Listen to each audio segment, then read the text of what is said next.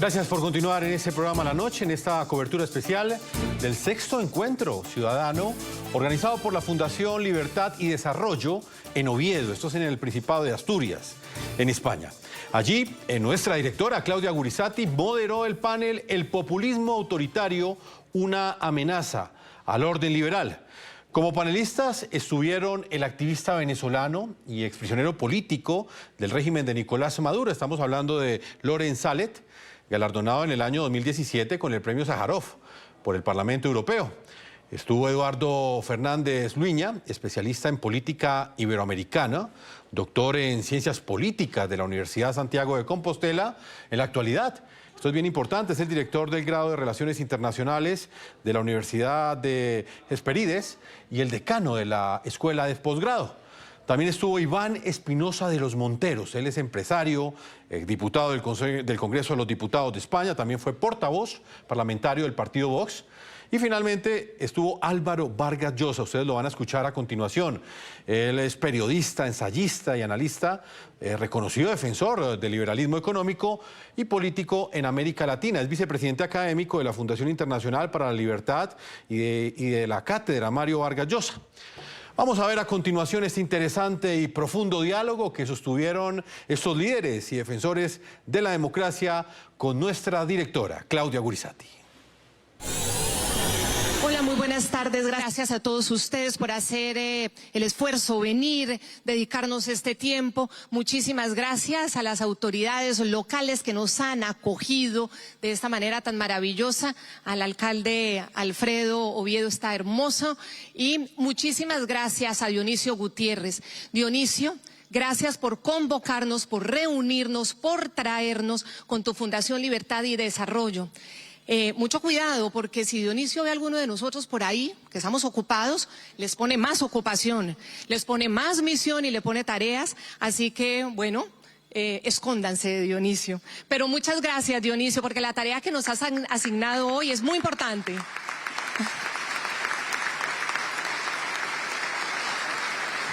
Es muy importante porque la peor inversión que podemos hacer en nuestras sociedades, si venimos de América Latina, estamos muy golpeados por el declive de la democracia. Algunos países en declive, otros devastados. No existe la democracia. Existen ni siquiera dictaduras, porque sería un halago decirles dictaduras. Son totalitarismos brutales y sanguinarios. Y la peor inversión que hacemos para la democracia es seguir creyendo, como muy bien lo dice Loren, que cae milagrosamente del cielo. Y la segunda peor inversión es seguir haciendo esfuerzos que son valiosos, que valen la pena, que implican sacrificios de organizaciones, de fundaciones, de la sociedad civil, de expresidentes, de políticos, pero que no se comunican, que no están conectados, que no están articulados, que no tienen un plan ni una estrategia, como bien decía el expresidente de México, Felipe Calderón. Porque quienes están intentando devastar la democracia, y lo digo por lo menos en nuestra región, ya lo veremos en otras partes del mundo y seguramente lo hablaremos aquí también en el panel, ellos sí que están organizados, sí que son sistemáticos, sí que tienen plan claro, sí que tienen además vastas, extensas y poderosas redes comunicacionales de tecnología, pero tienen algo que es aún más grave y que para seguramente muchos de los que estamos acá o todos es limitado, para ellos es ilimitado, que es el dinero de las mafias, el dinero del crimen organizado transnacional. Quienes están en el poder devastando la democracia, por ejemplo en Venezuela, ellos no simplemente reflejan que creció el populismo, que creció el autoritarismo, que llegaron al poder a través de los mecanismos electorales y democráticos, sino representan hub criminal, reunión de toda manifestación de las organizaciones transnacionales criminales, y eso también hay que tenerlo en cuenta. Así que requerimos de ese esfuerzo.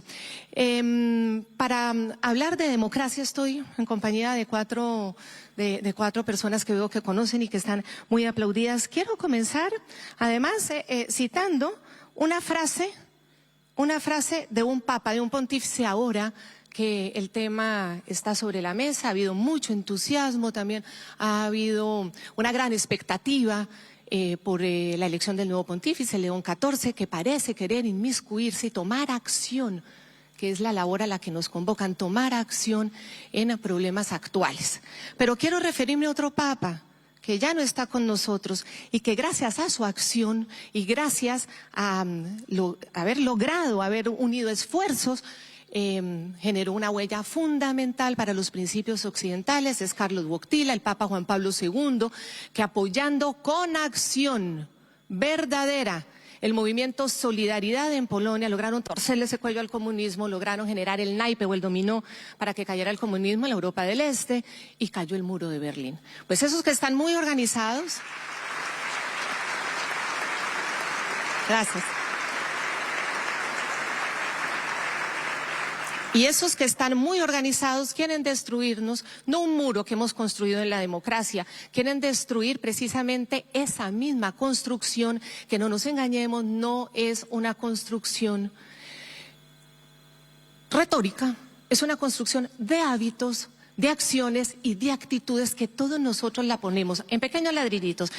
Cuando decidimos que toleramos al que piensa distinto, cuando decido que mi opinión es igualmente válida que la tuya, así sea diferente, si entiendo que moralmente no soy superior porque tengo otra idea diferente a la tuya, cuando entiendo que mi progreso económico es el mismo que tú te mereces, si lo trabajas, cuando creo que la ley me debe proteger igual que a ti, son los ladrillitos que vamos construyendo y ellos ahí los van tomando para carcomerlos. Y no nos va a salvar un milagro, ni siquiera del representante de Dios en la tierra que está dispuesto a ayudar. Gracias. Comienzo con los invitados. Álvaro Vargas Llosa, te quiero agradecer muchísimo, sobre todo porque has tomado una decisión valiente, que es seguir adelante con el legado, principios en los que crees, pero también los principios de tu padre, el gran maestro Mario Vargas Llosa, y eso hay que tener valentía. Serás próximamente el presidente de la Fundación Internacional para la Libertad y estás dispuesto a hacerlo, justo cuando se nos devaluó la democracia, cuando incluso la Corporación Latinobarómetro, que mide la percepción y la aceptación de la democracia en nuestra región, marca que el 54% en 18 países diferentes donde se hace la medición, 54% de la gente dice que no le importa que su régimen sea democrático con tal de que le resuelvan los problemas. ¿Qué acción podemos tomar frente a esa devaluación de la democracia en la bolsa de los sistemas políticos? Muchas gracias, Claudia. Muchas gracias a todo el mundo. Muy buenas tardes. Es un honor y un placer estar aquí en Oviedo. Este es un gran tema para el que no hay soluciones en 18 minutos.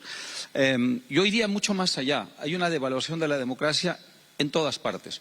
La hay en todas las democracias occidentales, incluso en las más avanzadas. Yo estoy basado en los Estados Unidos, aunque me paso la vida en un avión, pero estoy basado en los Estados Unidos. La devaluación de la democracia en los Estados Unidos también es un fenómeno que se vive a diario.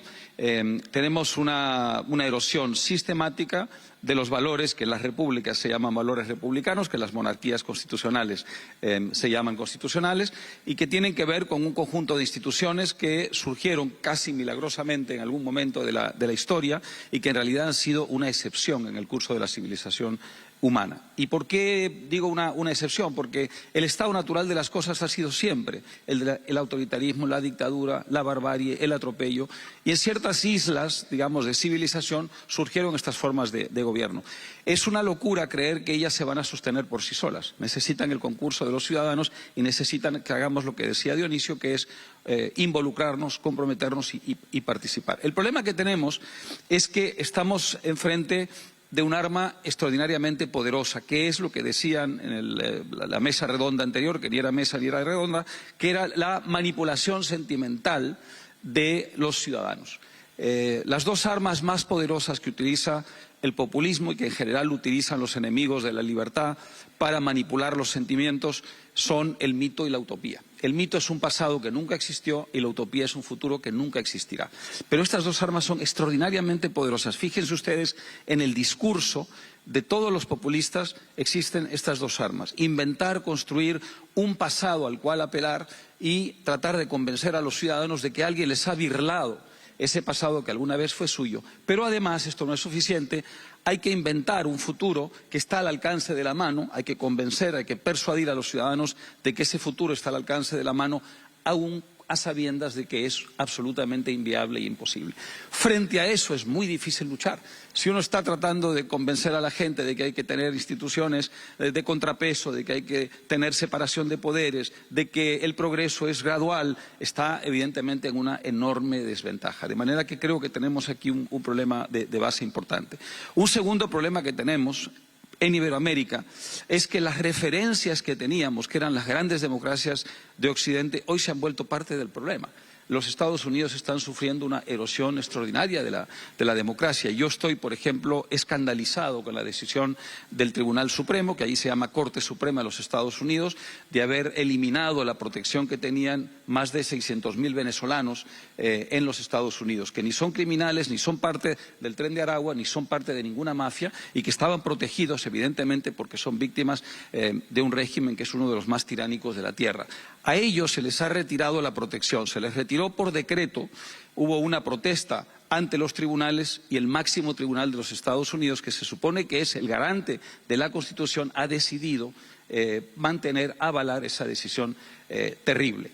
Se está cometiendo en Estados Unidos digamos, un lento asesinato de las bases constitucionales. Cuando uno puede, por decreto, modificar derechos constitucionales, evidentemente estamos ante una inversión de valores. Bueno, si esos países que eran la referencia para los países iberoamericanos y otros países del mundo emergente empiezan a ser parte del problema, evidentemente tenemos un segundo problema al que mencioné anteriormente, y es el problema de que hoy día tenemos menos respaldo, menos apoyo en las grandes democracias de Occidente. Nada de esto es una razón para sucumbir al pesimismo. Yo creo que lo que hay que hacer es, primero, entender que nadie va a resolver el problema por nosotros, que es una responsabilidad de cada uno de nosotros, y en segundo lugar hay que recordar que hubo momentos en que la democracia sucumbió y que fuimos capaces de recuperarla. Yo me sitúo, por ejemplo, mentalmente en los años 30.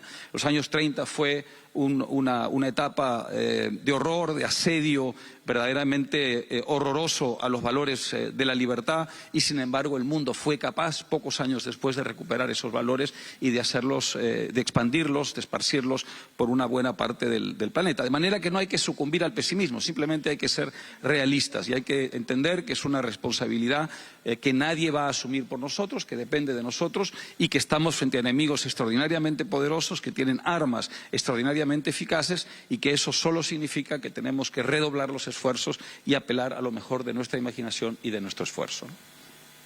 Muy importante tocar el tema. Gracias.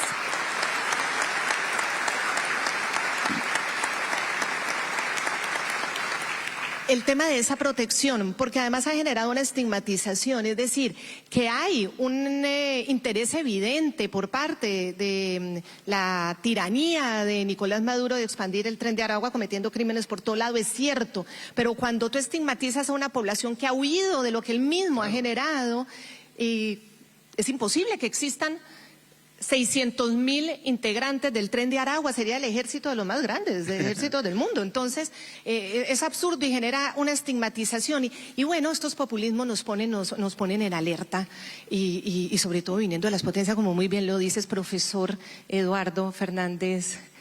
Eduardo Fernández, quiero preguntarte, Luiña, es que el apellido es asturiano, del occidente.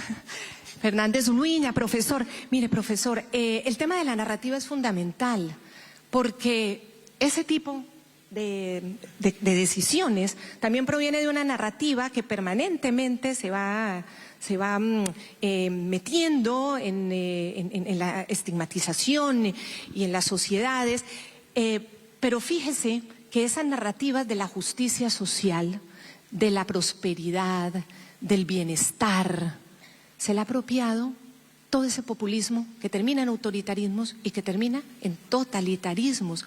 Ese juego de la narrativa y esa guerra de las narrativas, ¿cómo se puede hacer desde la democracia y cómo se puede fortalecer para que eran principios básicos de la democracia? Ahora hablan de soberanía, pero invaden otros países sin ningún problema. Hablan de imperialismo y son sus aliados. Finalmente, en Venezuela, en Nicaragua y en Cuba, Rusia es su principal aliado, y le dicen imperialista a Estados Unidos, pero ¿y la invasión a Ucrania? ni siquiera la rechazan, la aplauden. Entonces, todas esas narrativas la perdimos definitivamente, las buenas, las de la justicia social, la de la prosperidad, la del progreso, la del bienestar.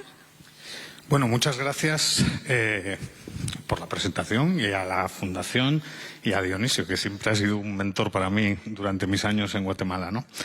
Efectivamente, el tema de las narrativas es fundamental y además de todos los conceptos que has señalado, Claudia, hay uno que es central. Hemos perdido la narrativa de la democracia. Resulta que ahora el significado de democracia ha mutado y parte del problema que tenemos en la actualidad es fruto de dicha mutación. Juegan con los conceptos y, en cierto sentido, los autores que son afines a estos liberticidas que en Iberoamérica pues hemos sufrido tanto, siempre hablan de que los términos son campos de batalla. Los términos moldean perspectivas. Los términos definen preferencias y cómo entendamos los términos modifica nuestro sentir político y nuestro actuar político. Por eso es importante dar la batalla de los conceptos. Y el concepto democracia, al igual que el concepto de libre comercio, que también lo han prostituido casi todos los conceptos, pero el concepto democracia a mí me preocupa mucho, porque una democracia de calidad es aquella que no se construye solo sobre el sufragio. Tiene que haber un pilar republicano. Ese pilar republicano tiene que creer activamente en el Estado de Derecho y en la división de poderes.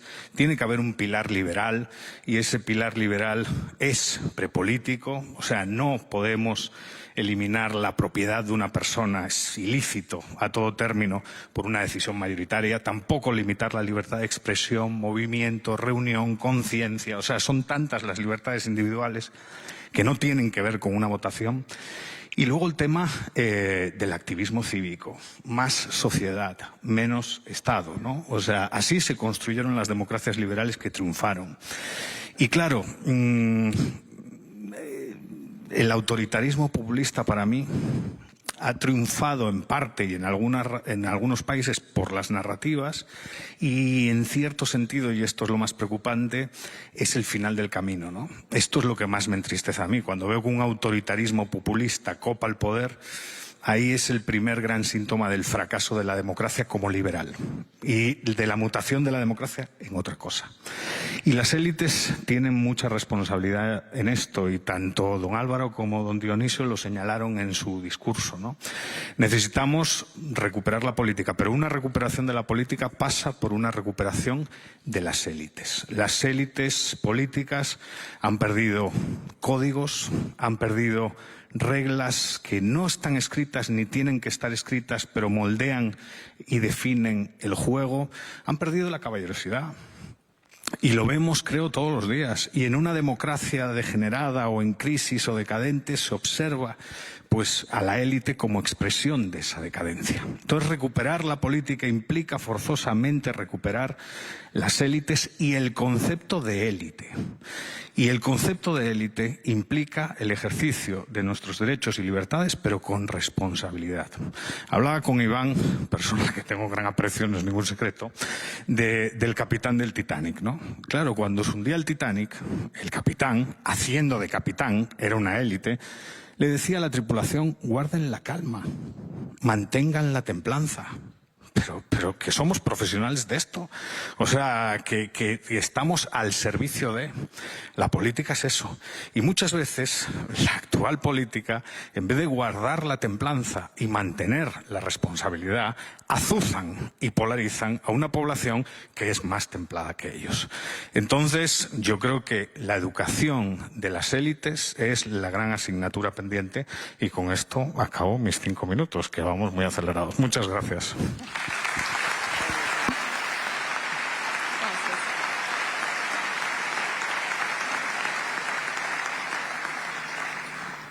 Iván Espinosa de los Monteros es uno de los hombres más cercanos a la defensa de la recuperación de la democracia en América Latina. ¿Por qué ese interés frente al reflejo de lo que ves aquí en el viejo continente? Buenas tardes, muchas gracias por la invitación y la preocupación por Hispanoamérica. Es porque sigo considerando que somos parte del del mismo concepto, y la hispanidad es una de las cosas más importantes que ha hecho España en toda su historia. Y, por tanto, tener preocupación por nuestros hermanos iberoamericanos, por nuestros hermanos que están sufriendo en países como Venezuela, como Cuba, como Nicaragua. Creo que algunos países que hemos mencionado hoy aquí están por una senda muy preocupante también, como Colombia. Pues la preocupación es simplemente la preocupación que uno puede tener por un hermano, ¿no? Y esa preocupación, además, se multiplica cuando uno ve que los efectos de lo que está pasando ahí se retroalimentan mucho con lo que está pasando aquí. Mucho de lo malo que está pasando en el mundo, especialmente en Iberoamérica, sale de aquí, y mucho de lo malo que está pasando aquí pues proviene de Iberoamérica, ¿no? El presidente Macri nos hablaba de algunas de sus primeras exportaciones, siendo el populismo una de ellas, ¿no? Pero, efectivamente, Eduardo, las élites tienen una enorme responsabilidad. En España ha habido una enorme dejación de funciones de nuestras élites.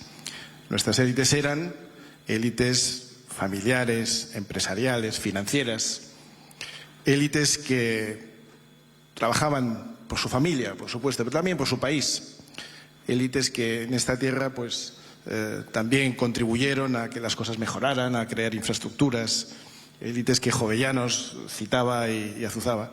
Hoy las élites son prácticamente todas políticas. Hoy las élites familiares, empresariales, financieras han cedido, no han tenido la responsabilidad o no han asumido la responsabilidad que debían, y hoy solo queda la élite política. Y la élite política pues nos ha fallado en una cosa fundamental, que es pensar en las clases medias. Y esto me temo que es común en España y en Hispanoamérica. Y desde luego es una preocupación que a mí me tiene especialmente enfocado. Porque la clase media es la que sostiene un país. Y si queremos que una democracia prospere, si queremos ponerle coto al populismo, si queremos evitar la tentación de ponernos en manos de autócratas que nos prometen lo imposible y nos remiten a un pasado inexistente, pues no hay nada mejor que una clase media abundante, cohesionada, amplia, comprometida, y en eso sí todos tenemos que tomar pues un cierto protagonismo. Una clase media a la que, como digo, desde luego en España se ha abandonado. Se la ha abandonado, por ejemplo, por la vía de la educación, que es siempre el mejor ascensor social. Y en España, hasta hace relativamente poco, una persona que estudiaba, que se esforzaba, que cumplía con las condiciones que se iban poniendo por el camino, sabía que tenía un premio detrás, y el premio era elevar su estatus, era poder crear una familia, era poder tener una vivienda en condiciones, era poder tener una vida desahogada, era vivir mejor que las generaciones anteriores. Esa promesa hoy está, no voy a decir quebrada, pero voy a decir que está puesta en cuestión. Las élites han traicionado también a las clases medias en su capacidad de crecimiento en su conjunto. Y España, aunque parezca mentira, lleva 20 años de estancamiento. Lo voy a repetir. España lleva 20 años estancada económicamente. En la riqueza, cuando digo económicamente, me refiero a la riqueza por persona, la riqueza per cápita descontada de inflación. España ha crecido mucho en población, podemos imaginar por qué, pero no hemos crecido en riqueza por persona. Así que 20 años de estancamiento genera enorme frustración en las clases medias. Y genera también las primeras señales de que quizá las cosas no están yendo tan bien. Pero mientras, esta élite política, que no piensa en la clase media, está dando vueltas y circunvalando sobre problemas que ellos crean, y ellos se van retroalimentando.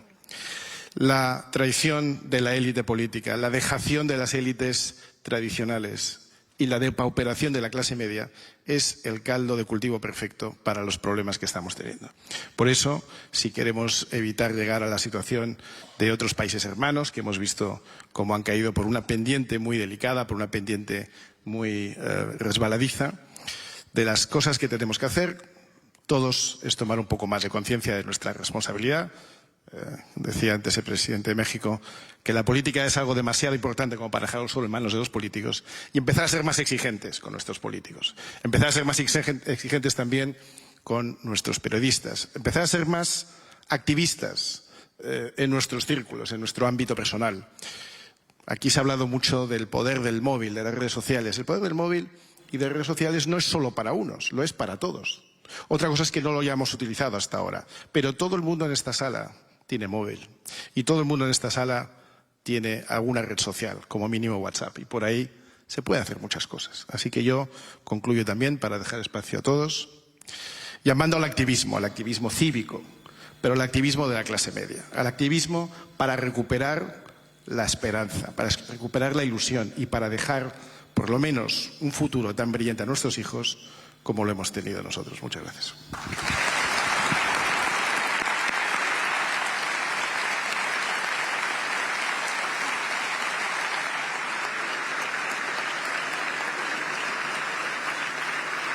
Iván, hablando de activismos, aquí tengo al activista por excelencia, que además le tocó vivir en rigor propio, en cuerpo propio, lo que significa la atrocidad, la barbaridad de un régimen. Lorenza Ale, a mí me lo presentó Oscar Arias, no contigo al frente. Estaba entrevistando al Premio Nobel de Paz, Oscar Arias, expresidente de Costa Rica, me dijo, fíjate en este muchacho jovencitito, que aquí lo tuve, me mostró un video, entrevístalo. Y lo empezamos a entrevistar todos los medios de comunicación y se volvió una activista fundamental que todos buscábamos.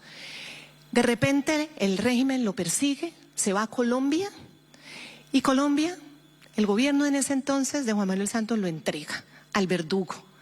4 años encarcelado, pasó un tiempo considerable en la tumba, para que ustedes se den cuenta y perciban la dimensión de esto. La tumba queda enterrada debajo del Servicio de Inteligencia Bolivariano SEBIN, 5 pisos hacia abajo, donde se practica todo tipo de horror.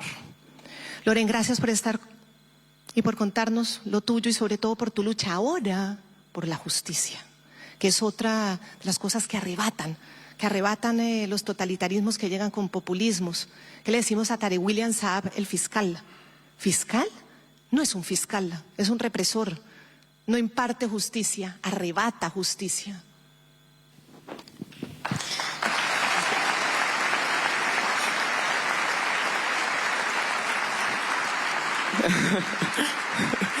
Trampa. Yo siempre he sido algo llorón y después de ser papá todo se puso más difícil. Pero yo antes que nada tengo que darle las gracias. Gracias, don Donicio. Gracias, expresidentes. Gracias, Claudia. Iván, Eduardo. Heredero maestro. Gracias porque en los momentos más difíciles, en las turbulencias más violentas, muchos nos han dado la espalda a los venezolanos. Pero ustedes no nos han soltado las manos. Aunque a veces sentimos frustración.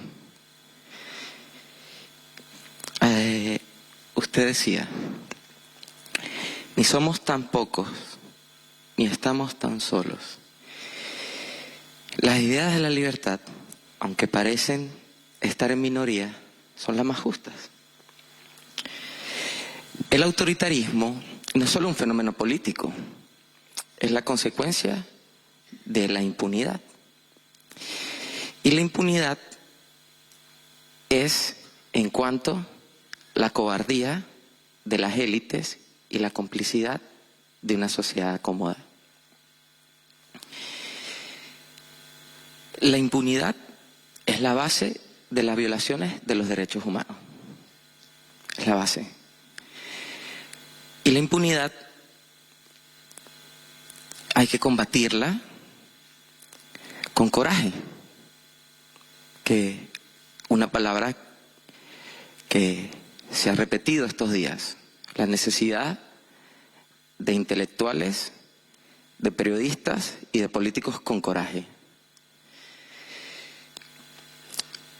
¿Por qué la impunidad logra tanto? Porque la impunidad es difícil de combatir por varias cosas. Uno, la corrupción por el dinero que logra saquear el crimen organizado y que compra conciencias y que compra políticos y que compra medios. La complicidad cómoda, y con complicidad puedo citar 2 casos. Juan Manuel Santos. Juan Manuel Santos no solo se robó unas elecciones como fue la del plebiscito, se las robó y a la gente se le olvida que la gente dijo no a un pacto de impunidad con la FARC y él simplemente la ignoró. Pero es que además Juan Manuel Santos no solo me secuestró a mí, no solo permitió mi secuestro, sino el de Gabriel Valles y el de otros compañeros. Y le dan un Nobel de la Paz. Y lo aplauden y entra a tal y cual universidad. Pero voy a citar otra complicidad aún más tenebrosa. En este momento, aquí en España, está protegido, escuchen esto, está protegido 2 personas. La fiscal general de Hugo Chávez y de Nicolás Maduro, Luis Ortega Díaz, la que configuró, la ingeniero del aparato represor venezolano, la responsable del asesinato de muchos de nuestros compañeros. Y la otra persona que está aquí protegida, que trajo Zapatero, es nada más y nada menos que Miguel Rodríguez Torres. Miguel Rodríguez Torres no solo fue uno de los golpistas que salió el 4 de febrero a matar ciudadanos venezolanos con las armas de la nación, sino que él fue el que fundó el Servicio Bolivariano de Inteligencia, fundó la Tumba, dirigió el SEBIN durante años y es el responsable de desapariciones, torturas y de los hechos más atroces que consolidó la tiranía en mi país. Esas 2 personas están aquí. ¿Y por qué las cito? Por la complicidad. Porque están aquí y hay una sociedad de cómplices que le aplauden, que lo invitan para allá, para acá. Eso genera impunidad. Y eso le dice a los custodios de más de 900 presos políticos que en este momento están torturando en Venezuela, que si torturas no es tan mala y a lo mejor puedes terminar comiendo jamón en Salamanca, en Madrid. Y esa es la traición, Iván. Esa es la traición de nuestra élite. Hay otro elemento que nos hace difícil combatir la impunidad. Y nos cuesta a veces reconocer. Y es nuestro ego. El ego del político, del intelectual, dificulta la unidad en el combate. Es difícil, porque somos humanos. Y el ego hace que aunque una estrategia sea buena, aunque una idea sea buena, aunque un objetivo sea justo, no lo apoyo porque no soy yo el protagonista. Y esto es un reto para nosotros como políticos, como activistas, como intelectuales. Y el último elemento que voy a citar que dificulta el derrotar la impunidad es la desesperanza aprendida.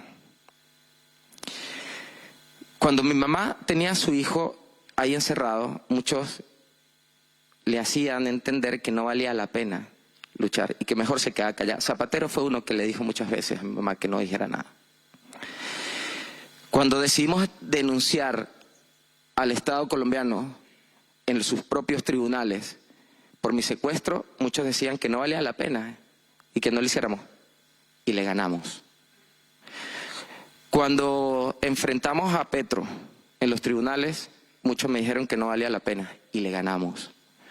Cuando nos decían que no valía la pena documentar y denunciar en los organismos internacionales lo que pasa en Venezuela, igual lo hicimos, aunque eso costó la vida y la libertad de muchos compañeros. Y hoy nadie va a negar, y mis hijos lo van a saber, que en Venezuela la única revolución que hubo fue la de la tiranía y la de las violaciones de los derechos humanos. Eso gracias a que no perdimos la esperanza. Y hoy hay una querella activada en los tribunales de España, y esto es una buena noticia para muchos, contra Miguel Rodríguez Torres y Luis Ortega Díaz por crímenes y violaciones de derechos humanos. Y yo sé que muchos no creen que esto tenga sentido. Pero ayer, cuando ustedes recordaban la gesta heroica de nuestro eterno maestro Vargas Llosa, no importaba si se ganaba o se perdía, lo que importaba era dar esa batalla. Y esa batalla la vamos a seguir dando para combatir la impunidad. Entonces, ¿qué necesitamos? Más gerentes y ciudadanos exitosos como Dionisio, que crean en los jóvenes, que inviertan en la formación de los jóvenes. Necesitamos más intelectuales que rescaten la política del lodo, Eduardo. Necesitamos más maestros como usted y necesitamos, Iván, políticos honestos, valientes, con objetivos concretos y estrategias sólidas para vencer la impunidad y rescatar la política de altura. Gracias.